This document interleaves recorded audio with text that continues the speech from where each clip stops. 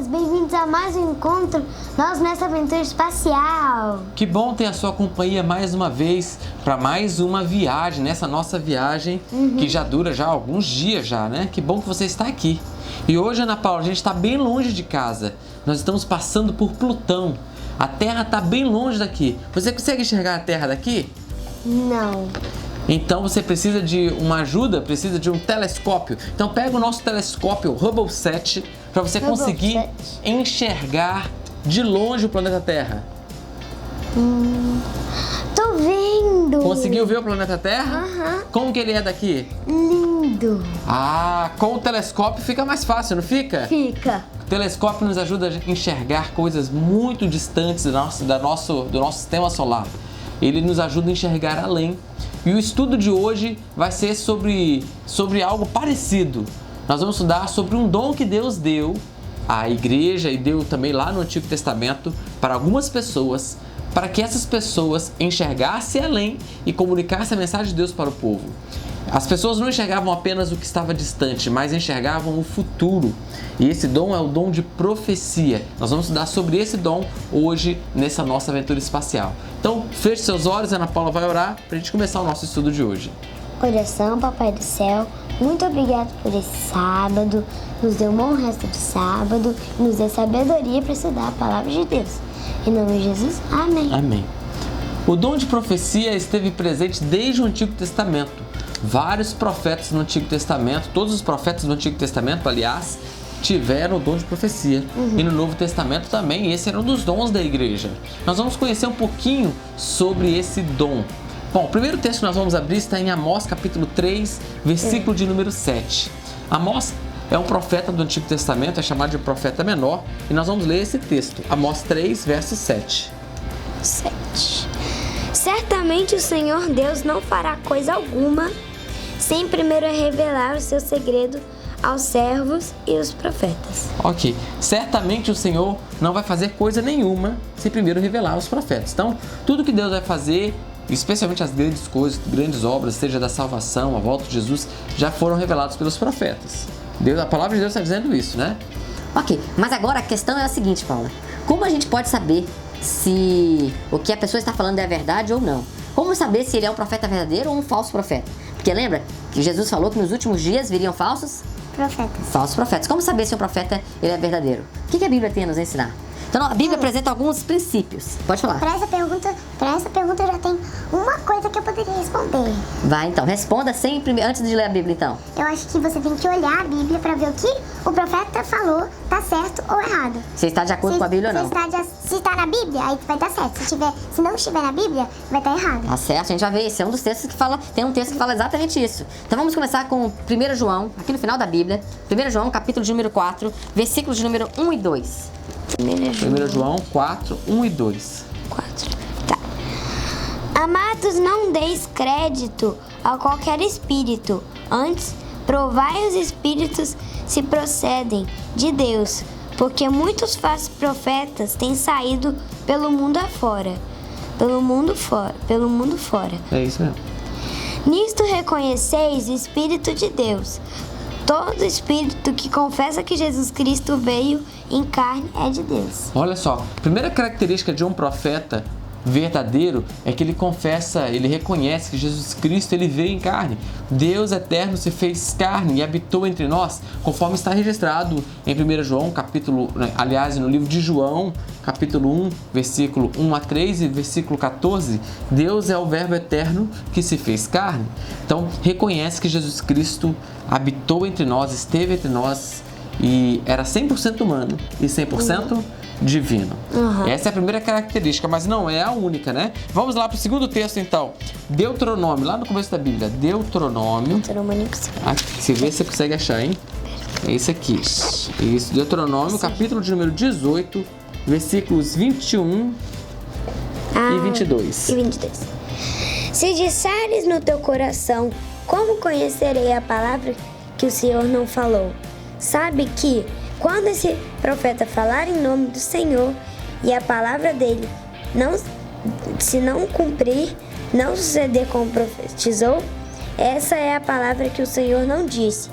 Como soberba falou falou, o tal profeta não tenha temor dele. Sabe o que Deus está dizendo?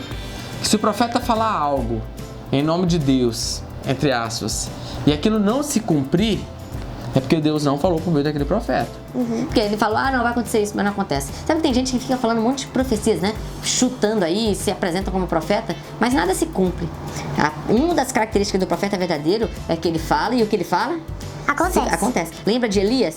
Elias falou que durante 3 anos não choveria. E durante 3 anos não choveu. Não choveu, exatamente. Quando o profeta fala algo e aquilo não se cumpre, esse é um sinal de que aquele ali não é um profeta verdadeiro. Você não pode simplesmente chegar e falar que vai, cair uma chuva por 10 dias, mas quando chega o primeiro dia que ele falou que ia começar a chover, faz um solzão pelos 10 dias que ele falou que ia chover. Aí você vê que não era um profeta verdadeiro. Exatamente. Agora, tem uma outra característica também muito importante que nos ajuda a enxergar e entender. Esse é um texto um pouquinho maior, está no livro de Mateus. Aliás, antes de ler Mateus, Isaías, capítulo 8, verso 20. Isaías 8, verso 20. A lei e ao testemunho, se eles não falarem desta maneira, jamais verão a alva. Olha o que o texto está dizendo. Todos os profetas eles precisam falar de acordo com a lei e o testemunho das Escrituras. Ou seja, se o profeta fala algo contrário à palavra de Deus, como você falou logo no início, lembra? Quando o profeta fala algo contrário à palavra de Deus, esse profeta não é um profeta verdadeiro. Não adianta a pessoa, mas até aconteceu alguma situação, ele falou que ia acontecer isso e aconteceu, ok. Mas se o que ele está falando está contrário ao que já foi revelado na Bíblia, então esse não é um profeta verdadeiro, não é um profeta de Deus. Porque o profeta de Deus nunca vai negligenciar aquilo que Deus já revelou anteriormente. Porque Deus não muda, ele é o mesmo ontem, hoje e sempre, exatamente. Então vamos lá para o último sinal, a última característica do nosso estudo de hoje de um profeta verdadeiro. Mateus capítulo 7. Abra a Bíblia. Isso é até mais fácil de achar. Em Mateus capítulo de número 7. Mateus 7, versículos 15 a 23. É um texto longo, tá? Agora vai ser... Leia. Agora vai ser coisa. Acautelai-vos dos falsos profetas, que se os apresentam disfarçados em ovelhas, mas por dentro são lobos roubadores. Pelos seus frutos os conhecereis. Colhem-se porventura uvas dos espinheiros ou figo dos abrolhos.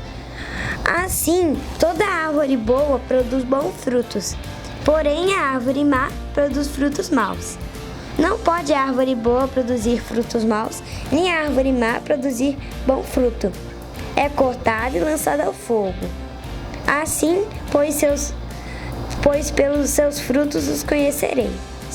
Nem todo que me diz Senhor, Senhor, entrará no reino dos céus, mas aquele que faz a vontade de meu Pai, que está nos céus. Muitos naquele dia não hão de dizer-me, Senhor, Senhor, porventura não temos nós profetizado em teu nome, e em teu nome não expelimos demônios, e em teu nome não fizemos muitos milagres. Então lhe direi explicitamente, nunca vos conheci, apartai-vos de mim, os que praticais a iniquidade. O que Mateus, Jesus Cristo, e foi registrado por Mateus, está nos dizendo nesse texto? De que um profeta verdadeiro, a vida dele testemunha das suas obras, da sua mensagem. Não adianta, às vezes o camarada tá ali falando uma coisa e vai vivendo outra. Então, por isso que o texto diz, pelos seus frutos os conhecereis. Não adianta a pessoa só falar, mas não viver.